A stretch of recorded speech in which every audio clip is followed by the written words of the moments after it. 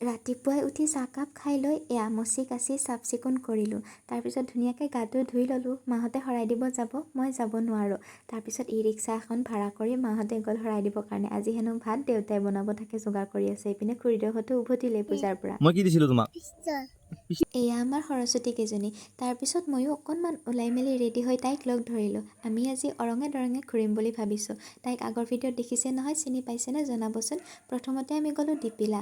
মই যিহেতু ভিতৰত সোমাব নোৱাৰোঁ, দূৰৰ পৰাই চালোঁ। তাতে ঘুগুনি আৰু পকৰি খাই বৰি চুকালে গ'লোঁ, য'ত মানুহ খুব কম আছিলে। আৰু তাৰ পৰা উভতি আহি পাথৰিঘাটত প্ৰথমতে চাহ একাপ খাই ল'লোঁ। তাৰ পিছতহে পূজা মণ্ডপ চাব গ'লোঁ। ইমান ধুনীয়াকৈ সজাইছে ভিতৰৰ পিনে আৰু চাবলগীয়া কিছুমান বস্তুও সজাইছে। তাৰপিছত আহিলোঁ দুনীত। দুনীত ইমান ভিৰ, পূজা মণ্ডপ একচুৱেলি দেখাই নাপালোঁ। তাৰ পৰা মিঠাই অলপমান কিনিলোঁ আৰু গৰমে গৰমে জিলাপি দুখনো খাই ল'লোঁ। 1 মিনিটত মিলাওঁতে ভিডিঅ'খিনিও শেষ কৰিব নোৱাৰি, কথাখিনিও শেষ কৰিব নোৱাৰি। হ'লেও আপোনালোকে পূজা ক'ত ক'ত চালে জনাব দেই। বাই।